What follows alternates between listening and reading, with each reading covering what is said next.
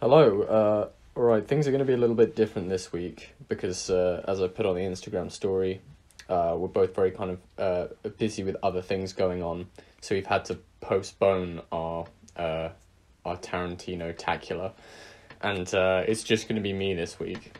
I will be doing hopefully quite a short episode today, and I'm just going to be talking about films that have come out recently on streaming, my thoughts on them. Because, even though all the cinemas are shut down, there's still a whole load of great movies coming out. So I thought it'd be good to talk to them and then talk about them. And then in the second half of the show, I'm going to be talking about the new season of Westworld. So if you haven't seen it, maybe don't listen to the second half, but do listen to the first half. Right, okay, let's start with Emma by Pablo Larraín, which is about a married couple who work in a kind of dance troupe. The woman is a lot younger than the man, and she is a dancer, and he's kind of a choreographer, director figure. It's kind of a fairly well trodden power dynamic, relationship dynamic in a lot of movies. But what happens in Emma is that they've recently given back a child they've adopted because of some things that he did, and now they're trying to kind of come to terms with that, if they failed the child, why the child was like that. It's actually quite a kind of eccentric meditation on grief, on a kind of grief and this self-examination or a desire to avoid self-examination. In the film, the dancer played by Mariano Di Girolamo kind of goes on a big bender of sex and setting fire to things, which makes for some really kind of striking, brilliant imagery. This instances of her walking through the streets of this town with an immense flamethrower, just torching traffic lights and things like that. I think what I liked about it was how unrestrained and unapologetically kind of ambitious it was, and the kind of great images that cropped up as a result of these really strange ideas of approaching grief. This idea of just with the flamethrower, I think, is a really fantastic idea, because there's a lot of imagery to do with fire in the film. She has an affair with a fireman. Their child has had some dalliances with fire, and when the dance troupe perform I think it's the first dance number, they're in front of this immense picture of the sun. But I think where the film falls short maybe is that the ambiguity that's kind of present in a lot of images and ideas in the film makes it kind of ultimately a little inscrutable. I think it's maybe a film that requires repeated viewings to kind of squeeze every drop from it. But I thought it was good. I thought the performances by Mariana and by what's his name? The guy from Gabriela Garcia Bernal. He was really good in it, as well as the husband character. The film also has these great kind of, throughout it, it's kind of peppered with these brilliant expressive dance sequences. And there's one particularly memorable one where the dance troupe are kind of walking around town, around the town they live in, doing this dance. And it's this kind of weird moment where you're not really sure if it's diegetic or non-diegetic, and it has a great score as well. It has a really, really good kind of brooding, but also quite dancey electronic score. So yeah, that's Emma by Pablo Larraín. That is available, I think, solely on Mubi. If you don't have Mubi, you should get it, especially if you're on a film course, because you can get it for free. Right, so let's move on. I'm going to talk about now Never, Rarely, Sometimes, Often by Elisa Hittman, which I mentioned on the last show because we were talking about Beach Rats, which is available on Netflix, and that was her feature before this. This is now her new feature, which is about a young woman who lives in kind of a quite rural area of America, travelling to New York to get an abortion. because the kind of Planned Parenthood type institution in her town isn't being very helpful. So she has to go to New York to get it and deal with the kind of bureaucracy of abortion clinics, but also deal with the kind of emotional effect that this can have on someone going through this at such a young age, or well, at any age really. Like Beach Rats, I think it is empathetic and is very, very naturalistic. What I think Hitman is brilliant at doing is she has this gift for using minimal gestures. You know, the smallest things. The lead in this film, Sidney Flanagan, is very quiet, but is absolutely magnetic, because Hitman keeps the camera on her, and she charts these kind of the tics, the small facial twitches, just the moments of her being silent and watching people. And through this, you get accustomed to this character's rhythms and the rhythms of the film.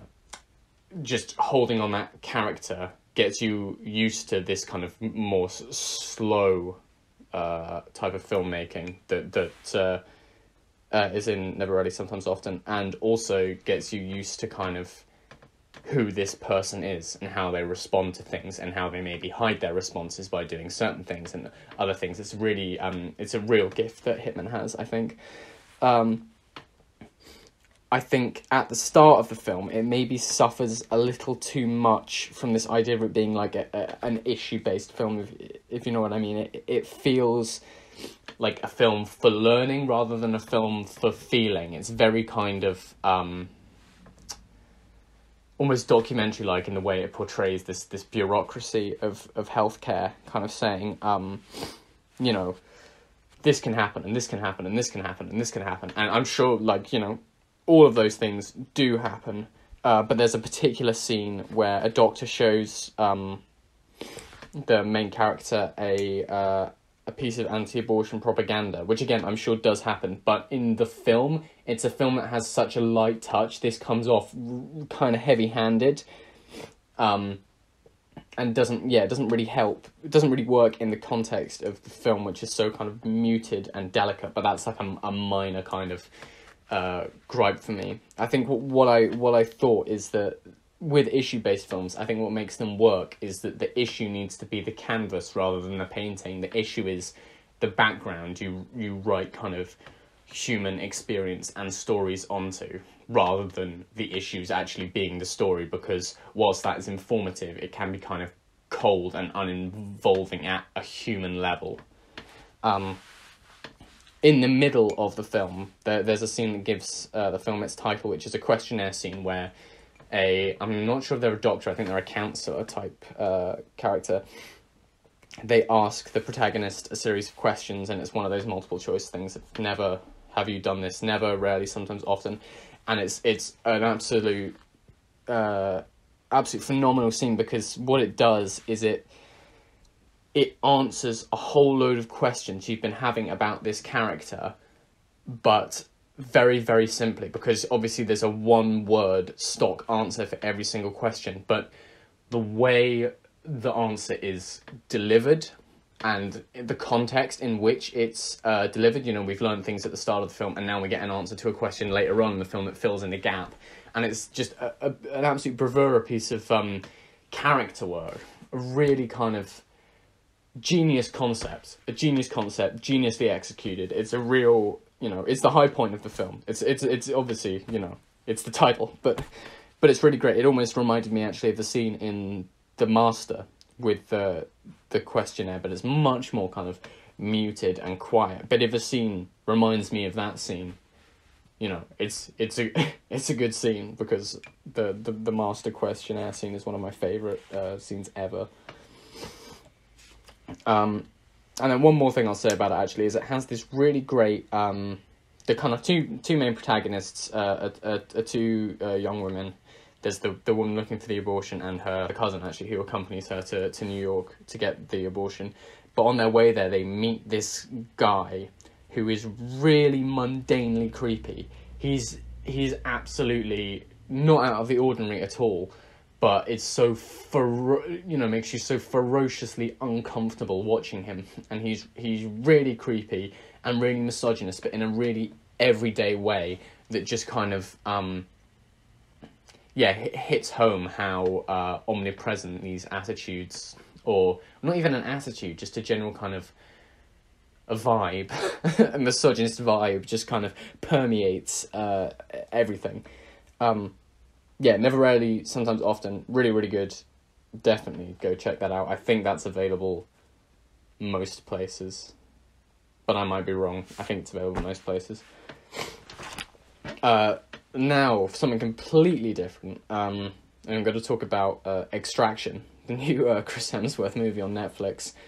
I think what Extraction does is it perfectly encapsulates the pros and cons of a stuntman sitting in the director's seats, because the action in Extraction is brilliant. It's really entertaining. It's really acrobatic, and it has this kind of quality I haven't really felt outside maybe like Gareth Evans' work. It has a breathlessness. You gasp when people hit things, and you get that kind of ooh when someone gets hit or shot or something like that. There's a kind of what that is there's both a kind of balleticness to the action, these people being really light on their feet and really well trained and really skilled performers, but there's also a sense of weight to it, this perfect balance of the kind of awe-inspiring acrobatics, but also this wince-inducingly hard-hitting violence as well. I really highly commend the action work in Extraction, because I think from the looks of it, everyone put in a lot of work, and it did pay off. It gets kind of, as a story, it gets on with things fairly quickly. There's not much messing about. The first fight in the film might be my favourite, because it's the moment where things really kind of catch fire. It's very simple. It's very much actually like The Raid. It's just like a load of people in an apartment just going at each other, or loads of people going at Chris Hemsworth in an apartment. There's a car chase in it that's done in a single take, which is very, very bold and technically undisputably very, very good. But I think what it lacked the weight that the fight in the apartment had, because it looked like it had very light cameras kind of flying through windows and things like that, and it makes it feel, a little too like a video game. It doesn't feel as grounded. It feels kind of at a heightened level of action. It doesn't feel like it's people doing it. It feels like you're watching, I don't know, a really kind of overwhelming something. I'm not really sure where I was going with that, but it's too light, basically, I think would be my fault with that.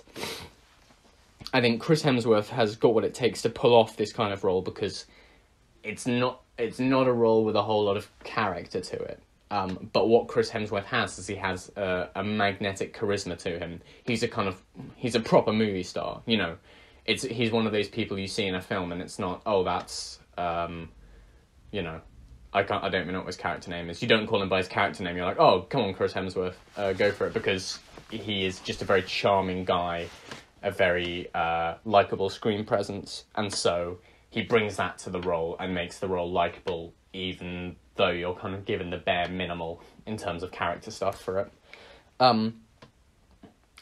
However, in this film, it's a really dire case for everything that doesn't involve killing people is just woefully inert. There's really, as soon as people put their guns down, your interest level drops, because I'm not even sure what it was about it. I think it's a combination of the action being so good, you're just kind of waiting for the next action scene, but also just the characters not being interesting, and the setup is very, very simple. The setup is kind of get this person from A to B in 90 minutes. So there's little in the way of kind of dramatic tension as well. And the kind of tragedy in Chris Hemsworth's past just feels kind of well trodden. It feels familiar. It feels kind of done before, but not even like it's being done again in a particularly different way. his kind of backstory and his character is something that's been around, you know, for ages in action movies. This hyper masculine macho guy who, you know, softens up when they're looking after a kid. You know, yeah, I don't know, but yeah, anything that isn't fighting is you know, lifeless, absolutely lifeless. And also the kind of final climax is an anticlimax, because you've had this amazing, mad car chase from a kind of filmmaking perspective and an action perspective. It's a real kind of and then, and this thing just snowballing, getting bigger and bigger and bigger. And then after that, there's no real way you can top that with the final climax. And it tries to top it with kind of an emotional level over the top of the action. But as I said, all the emotional stuff totally kind of falls flat. So what you're left with is not a particularly exciting final climax. There's also the thing that kind of hand stuff is more exciting than gun stuff for me, and the final showdown is mainly gun stuff, which I'm not as interested in at all. Okay, my final pick or new film I'm going to talk about is The Assistant, which is a drama about a young woman who's working in a production office for a film, and she's kind of she's the assistant to the big head honcho producer, and in her role as assistant, she's kind of made accomplice to all his heinous acts simply by virtue of being there and seeing things and not being able to do anything about it. I think the entirety of the film is very well observed, but there's one sequence that is kind of stands out, which is a scene where she goes to the human resources department to report that she's worried about a woman who she's seen going in and out of the producer's office and being taken to hotels, things like that. And the human resources character, played by Matthew McFadden, absolutely, you know, poisonously twists a kind of bizarro feminism against her, and kind of uses this, well, she's a grown woman, surely she should be able to make her own decisions. Don't you think she should be able to make her own decisions? And it's this really great scene that exemplifies how the language of progressivism and kind of identity politics can be twisted and manipulated against people. And it also exemplifies really well how this human resources department isn't there to help anyone else. It's there to cover the ass of the powerful. It's kind of, you know, it's propping up these institutions of power by heading off these accusations before they even begin. And Matthew McFadden's only in that one scene, but he really, you know, he's really brilliant and toxic and disgusting and poisonous in it. I think it's really well written. And yeah, Kitty Green really understands these issues. It's not a kind of you know, oh, it's Me Too drama time. She's really put some thought into understanding how these things work in the institutions of power and actually subverting your expectations in who the good guys are. You know, because you think the human resources department, that's going to be helpful, but sadly it's not. I think also what The Assistant does is it's not just a kind of sexual assault drama. It's actually really good at portraying a kind of millennial isolation.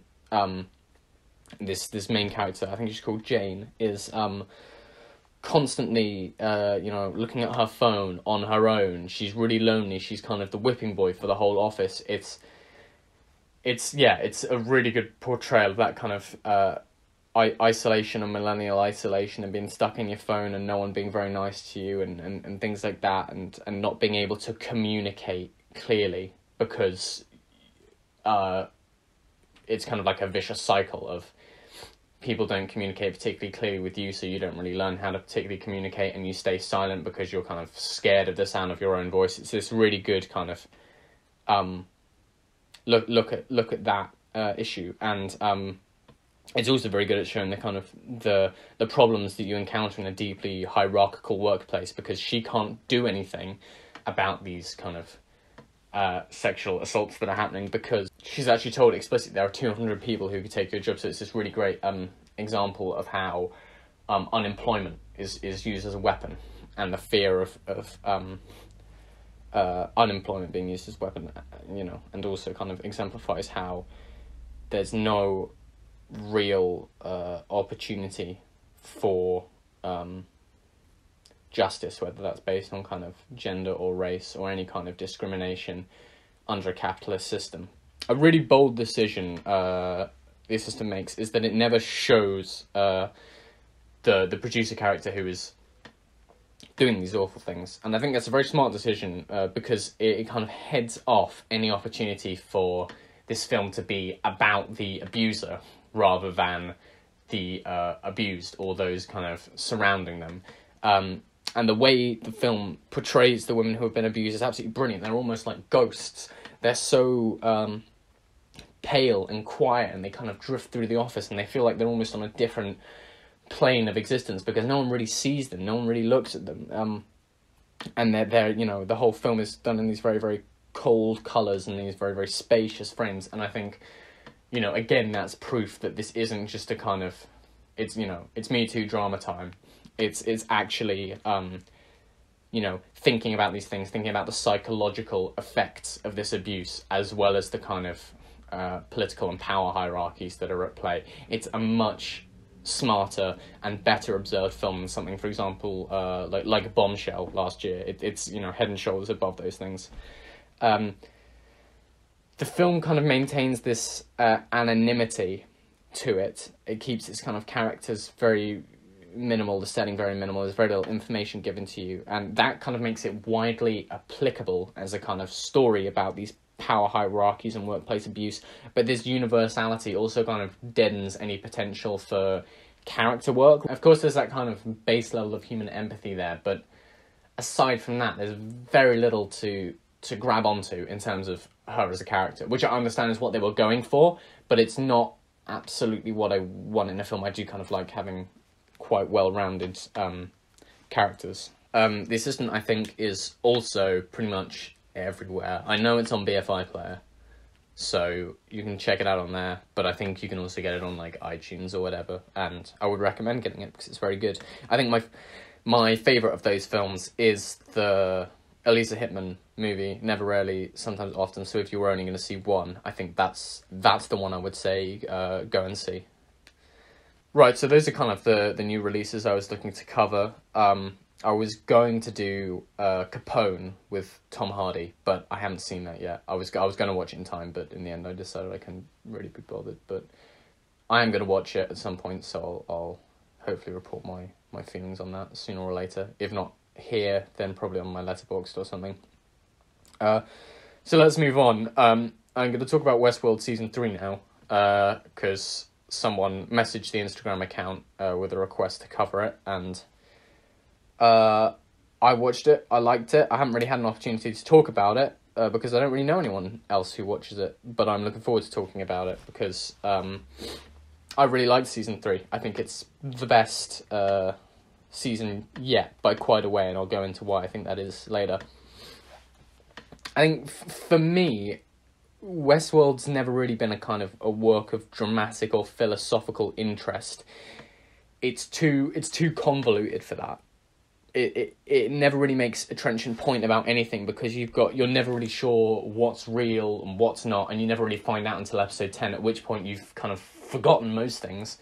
So it's opportunity for making kind of good points and good analysis on robots and artificial intelligence. I've never really bought into it as that kind of show. I think, ironically enough, for a show that is so dedicated to being a kind of smart sci-fi, it is a purely surface level pleasure for me. It has, these amazing costumes and sets and a great score by Ramin Djawadi, and it's kind of like a basic thing, but he covers all these pop songs on a piano or orchestral covers, and that just, you'd have to have a heart of stone for that not to appeal to you, to hear like especially me, to hear kind of Radiohead and Kanye West kind of played on an old Western piano. I find there's just a kind of cathartic pleasure to that, nothing more. An interesting idea that's always hung at the corners of Westworld is the capability of characters to move through genre. because in the show there are all these different kind of parks. There's the Westworld, obviously. There's Shogun World, which is a kind of a look at Shogun era in Japan. And then later it's revealed there's a World War II world, and there's a like a weird Game of Thrones looking world. That idea that the characters could move through genre, I think, was always appealing to me and had a load of potential, because I love that kind of... I'm a big genre fan, really, so I like that idea. However, I think it's kind of fallen a bit flat, because most of the genre play is unfortunately kind of rooted in mise-en-scene and music, and the show never really uses kind of a film language as much as it could. I think a bolder show could have done a lot more with this, but there's, it's still good. It's still nice to see a very expensive and well-designed show kind of looking at all these different eras, and there's this kind of, baseline pleasure of seeing kind of charismatic actors doing what they do. Obviously, it's the thing people say about Westworld, but it's absolutely true. It's very hard to keep track of. I think with the first few seasons, I knew what was happening when they were on, but kind of a week after they finished, I was out of it. So when this came back kind of 2 years after the last season, I had no recollection what happened. All I remembered was that Dolores took Charlotte Hale's body and then made another Dolores. So there were 2 Doloreses outside of the park. One was played by Tessa Thompson, one was played by Evan Rachel Wood. And I kind of, at the end of season 2, I thought that was a kind of eye-rolly idea. I just thought it was ridiculous.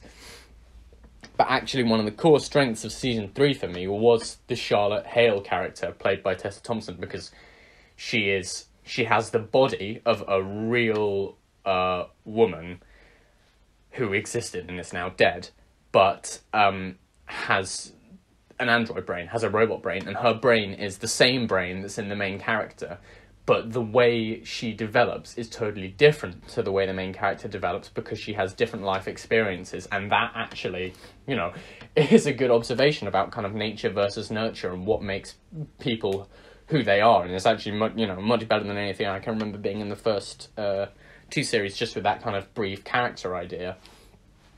And what it's about this kind of, that storyline is about the Charlotte Hale robot learning to care for a child that isn't hers, and actually kind of atoning for the sins of the real Charlotte Hale in being a distant mother and being kind of, not particularly nice. And she almost becomes Charlotte Hale, but a better Charlotte Hale. And that kind of emotional arc she goes through, that unfortunately ends in tragedy in the show, is something I can actually latch onto as an emotional arc in the story, which is not something I kind of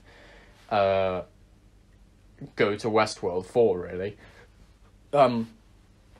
Another thing that made me kind of less hopeful for season 3, that totally subverted my expectations, was Aaron Paul coming into the show, because he's Jesse. He's already done one big prestige TV show. He doesn't need to do another one, and I don't know, the casting of him just made me worry. I'm not really sure why, but it did. It made me worry. But actually, he ended up being my favourite character on the show, because his arc of being a nobody who is picked to lead a kind of a revolution really appealed to me. Really appealed to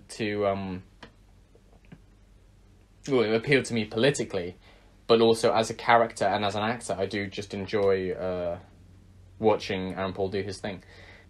I think for a prestige TV show, I found Westworld season 3 to be not radical exactly, but closer to radical than other prestige TV shows, because what it is about effectively is about how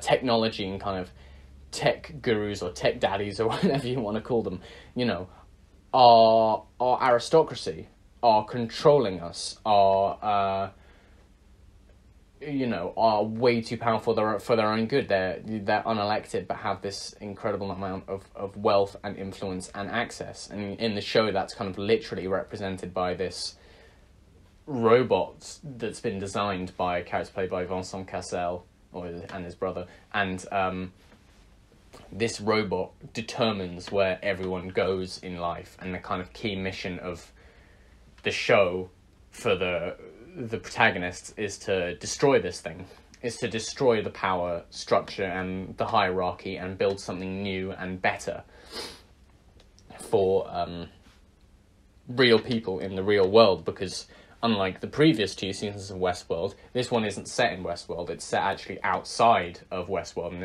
it's a radical departure from the rest of the show, and I think one that paid off, because I think the idea of being in Westworld for another season would have fallen kind of flat. I think they'd exhausted all the possibilities of that, and moving the characters into the real world was good as well, because it allowed for this quite interesting world building experiment where it's imagining a really advanced tech futurism, but one that politically bears extreme resemblance to the world we live in now. If we had the technology that existed in Westworld, I think would be fairly kind of close to a similar political structure to the one that exists in the show. I mean, ultimately, it's a silly show. It's not a show that should be taken kind of hugely politically seriously, but I think it's a step forward from the previous ones of having something real to say that I could actually connect with, rather than the kind of AI pontificating that I've never really been particularly affectionate for in the earlier seasons. Kind of as usual in the show, there's the thrills and spills of all the fights and the car chases, and there's some great action. I think Dolores is still... she's likeable to a degree, but I don't find her a particularly involving character. And also, I think Jeffrey Wright was a bit misused this season, because he's always been my favourite character, and he was given very little to do this time around. But Aaron Paul kind of made up for that, I feel like. I was invested all the way through, actually. I didn't feel like it was an obligation. I was like, oh, it's new Westworld, I gotta watch that. I was actually kind of excited to see where it was going, which is something I don't remember being for the first 2 seasons. It was just kind of something like, oh yeah, there's a new Westworld, I'll give that a look, I suppose. But this was actually kind of episode to episode. I was very keen to see what happened next, because I was wondering if they were gonna, subvert this kind of revolutionary theme and actually make Dolores the baddie and be like, oh, actually the world was like kind of okay as it was, it just needed some few minor tweaks. But they did kind of see it through to a full blown revolution at the end, and it's spectacular, and the music's good. The storytelling is the best it's ever been. The kind of philosophical, political stuff is the best it's ever been. I think it misused some key characters. I think Jeffrey Wright and the Man in Black should have had more to do. But the introduction of newer characters like Charlotte Hale, Dolores, Charlotte Hale isn't a new character, but the Charlotte Hale Dolores character, it kind of is. And Aaron Paul's character were really good to see, and Vincent Cassel, it's always good to see him getting work, because he's kind of a slimy tech guy in this, and he's on fire as always. I'm a little worried at the rate that they're killing people off, because it looks, currently it's looking to be a show where very few of the original cast members remain, and there's nothing inherently wrong with that. But there hasn't really been an overarching arc of the show either. If you look at Game of Thrones, for example, a show that very few of the original cast members were around at the end, it still had that overarching thing of who was going to end up on the Iron Throne. Westworld doesn't have that, so that kind of through line needs to almost be provided by the characters, but they're killing them off at quite a extensive rate. But then again, there's the thing with Westworld that they kill people off and they come back very quickly, because obviously there's technology to build like replicants of them.